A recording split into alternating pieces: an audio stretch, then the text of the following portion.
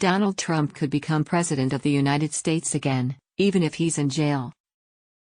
As Donald Trump faces mounting allegations of impropriety, experts say even a prison sentence wouldn't necessarily stop him becoming U.S. president for a second time.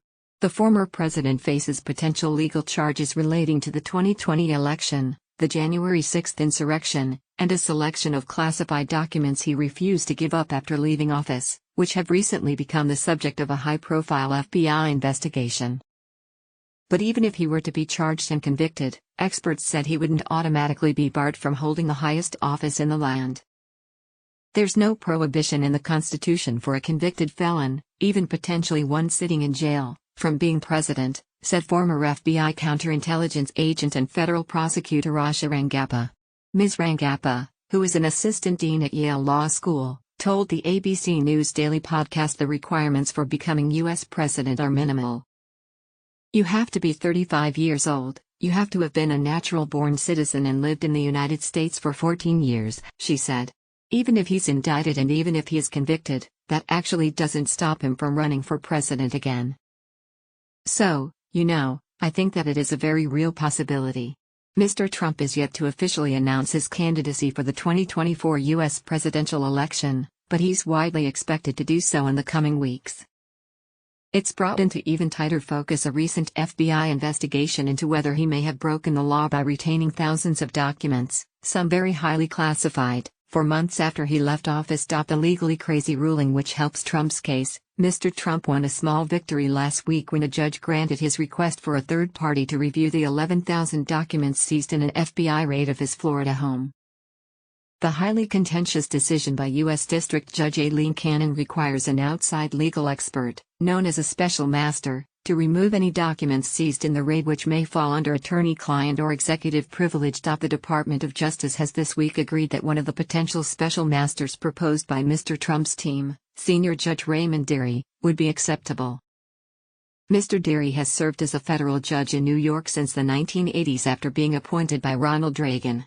Whether he ultimately is selected to be the special master is still yet to be determined by Judge Cannon. In the meantime, the Department of Justice is also appealing the decision to appoint a special master, saying it would cause irreparable harm to efforts by the intelligence community to protect national security interests. Ms. Rangappa believes the ruling to appoint a special master is so unprecedented she described it as legally crazy. At first it was so bizarre that there was some thought that this judge was going to throw this out, she said. At first it was so bizarre that there was some thought that this judge was going to throw this out. Another former federal prosecutor, Sarah Kristoff, agreed the ruling granting a special master was unprecedented. There's a lot of legal scholars out there that really question the legal basis for the ruling, said Ms. Kristoff, now a partner at law firm Day Pitney.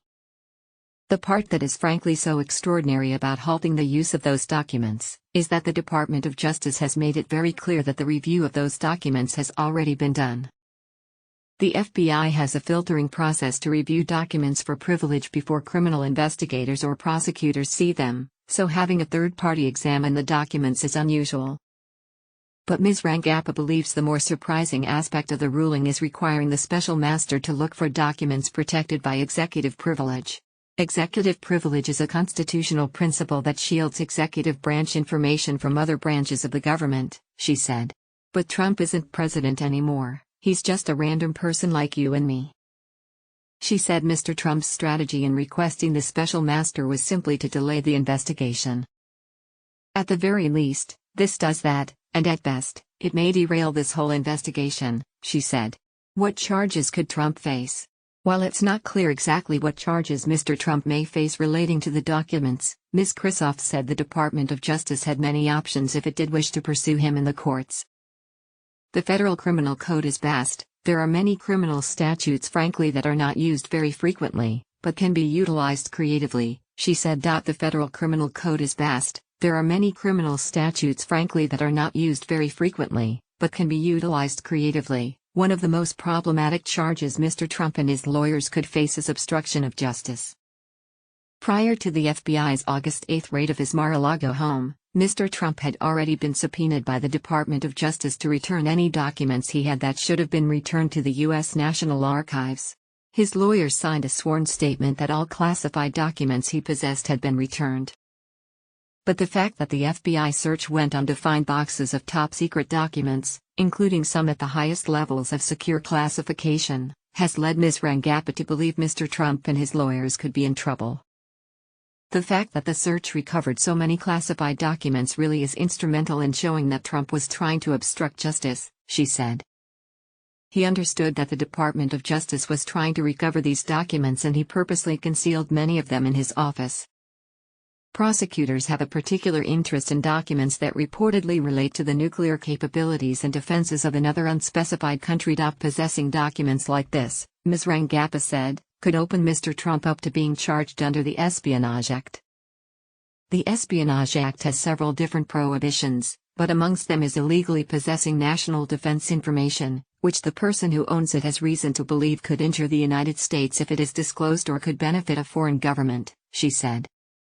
That can impact, for example, partnerships with other countries who share intelligence with us, or if it's from our own sources and methods, it could severely compromise many of our most sensitive sources and methods that we have in our own intelligence capabilities. While attention has been focused on the classified documents Trump had stored at Mar-a-Lago, Ms. Rangappa said even the non-classified documents could pose a legal problem for him. He had more than 10,000 government records generally in his possession, which is itself illegal because those records belong to the United States government and should be in the possession of the National Archives under U.S. law, she said. That has become even more problematic for Mr. Trump because after he ceased being president, he also lost his security classification. He doesn't automatically get one because he's a former president, Ms. Rangappa said. In fact, he lost it the day that he left office, and so he's just like you or me possessing these documents in our home.